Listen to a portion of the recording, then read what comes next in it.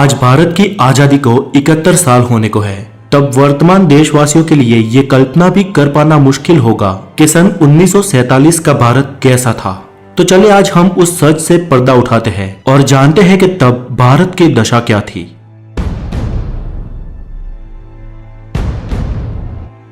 साक्षरता की बात करें तो आजादी के वक्त पूरे अखंड भारत में सिर्फ 12% लोग ही पढ़ और लिख सकते थे। पूरे देश में कुल 5000 हाई स्कूल थी, 600 कॉलेज और 25 यूनिवर्सिटीज थी। चले इसे थोड़ा सलीके से मुद्दे के मुताबिक समझते हैं। 1947 में भारतीय रेलवे 16 अप्रैल 1853 के दिन भारत में पहली बार मुंबई के बोरी बंदर से थाने के बीच 20 डब्बों वाली ट्रेन चली। इस सफर में महज 33 किलोमीटर के अंतर को काटने के लिए 3 स्टीम इंजन लगाए हुए थे। फिर भी सफर को तय करने में ट्रेन को पूरे 75 मिनट लगे। धीरे धीरे तकनीकी सुधार होते रहे और जब अंग्रेज भारत छोड़कर गए तब पाकिस्तान और बांग्लादेश को मिलाकर पूरे देश की रेलवे लाइन 65,185 किलोमीटर लंबी थी।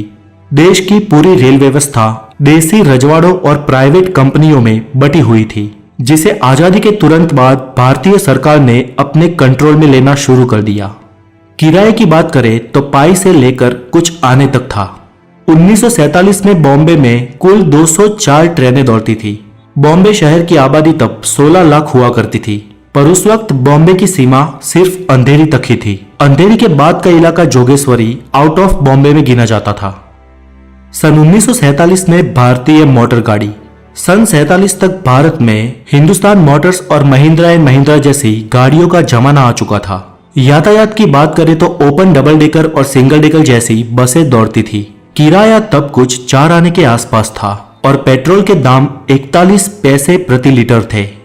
सन 1928 में अमेरिकन कंपनी जनरल मोटर्स का भारत में आगमन हुआ था। जनरल मोटर्स के शेवरलेट ट्रक भारत में बहुत चलते थे, लेकिन आजादी के बाद ही 1948 में भारत सरकार ने जनरल मोटर्स कंपनी की छुट्टी कर दी, क्योंकि जनरल मोटर्स हमारी देसी मोटर कंपनी हिंदुस्तान मोटर्स को कड़ी चुनौती दे रही थी। लेकिन इतिहास ने अपने आप को फिर दोहराया। 50 साल बाद हिंदुस्तान मोटर्स ने ओपेल कार बनाने के लिए उसी जनरल मोटर्स के साथ मिलकर वडोदरा के पास फैक्ट्री डाली। 1947 में भारतीय विमान व्यवहार। आपको ताज्जुब होगा कि 1947 में भारत में Indian National Airways, Mistry Airways, Ambika Airways, Kalinga Airways, Deccan Airways, Air Service of India, Bharat Airways, Himalaya Aviation, Dalmia Jain Airways, Jupiter Airways जैसी एविएशन कंपनियां थी। भारत देश में उस वक्त इतनी सारी विमान सेवाएं होने का कारण ये कि 1945 में द्वितीय विश्व युद्ध की समाप्ति के बाद अमेरिका ने अपने कई सारे हवाई जहाज बेच दिए थे। कुछ धनिक भारतीयों ने उन्हें खरीदकर एयरलाइंस का बिजनेस शुरू कर दिया। कंपटीशन इतनी तगड़ी हुई कि ज्यादातर एयरलाइंस घाटे में आ गई। कुछ 8 एयरलाइंस का भारत सरकार ने राष्ट्रीयकरण करके एक नाम दिया, जो था इंडियन एयरलाइंस, और टाटा एयरलाइंस का तो नाम पहले से ही एयर इंडिया कर दिया गया था। 15 अगस्त 1947 के दिन भारत में कुल 15 एयरपोर्ट थे। 1947 में भारतीय मुद्रा। दोस्तों, आजादी के वक्त भारत की करेंसी रुपया ही थी, पर आजकल सोशल मीडिया पर बताए जाने वाले उसके रेट सही नहीं है। सोशल मीडिया पर आमतौर पर यह मैसेज वायरल होते हैं कि तब भारत का 1 रुपया $1 के बराबर था, लेकिन वास्तव में सन 1947 में $1 बराबर 3.13 इंडियन रुपीस था और 1 पाउंड बराबर 13.33 इंडियन रुपीस। बेशक रुपया तब आज की वैल्यू के मुकाबले बहुत मजबूत था। बंटवारे के दूसरे ही दिन पाकिस्तान के सामने ये प्रश्न था कि वो अपने देश में आर्थिक व्यवहार किस मुद्रा में करे, क्योंकि तब नोट छापने की 6 प्रिंटिंग मशीनें थी और 6 की 6 भारत की थी। इसलिए पाकिस्तान ने परमिशन लेकर भारत के ही नोट पर हुक्म पाकिस्तान लिखकर अपना काम चलाया। सन 1947 में चीजों के दाम। तब अच्छी क्वालिटी के 1 किलो चावल 26 पैसों में मिलते थे, शक्कर 57 पैसे किलो थी, केरोसिन 23 पैसे लीटर और 55 किलो सीमेंट सिर्फ 3 रुपए में मिलती थी। तब 1 तोला गोल्ड की कीमत 103 रुपए थी। वैसे गोल्ड की कीमत विश्व युद्ध से पहले 39 इंडियन रुपीस थी, लेकिन विश्व युद्ध के बाद उसे अचानक बढ़ा दिया गया। इसलिए ये कीमत उस वक्त के लोगों को बहुत अधिक लग रही थी, और लगती भी क्यों ना, तब लोगों की आय भी तो बहुत कम थी।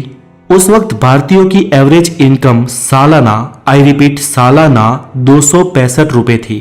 इतनी कम इनकम होने के कारण ज्यादातर लोग महंगाई कम होने के बावजूद भी उतने मजे नहीं ले सकते थे और आज के दौर में हम अधिक महंगाई में भी मजे मार रहे हैं।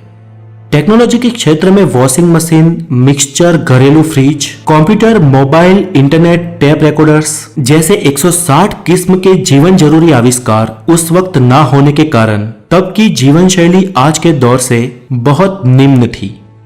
1947 में भारतीय सिनेमा आजादी के साल ही भारतीय प्रोड्यूसर्स ने कुल 283 फिल्में बनाई थी और ऑन एवरेज एक फिल्म 1.5 लाख रुपए के खर्च से बनी थी। बंटवारे के बाद भारत में कुल थिएटर्स की संख्या 1384 थी, जबकि अलग हुए पाकिस्तान में कुल 117 थिएटर्स थे। तो दोस्तों, हमारे पुरखों ने जिए उस दौर की बातें आपको कैसी लगी हमें कमेंट बॉक्स में जरूर बताएं। और अगर आप नए हैं तो द नॉलेज को जरूर सब्सक्राइब करें और हो सके इतने इस वीडियो को लाइक और शेयर करें। आपकी शुभकामनाओं के साथ फिर मिलेंगे हेल्दी नॉलेज के साथ। तब तक के लिए खुश रहे। वंदे मातरम। Take care.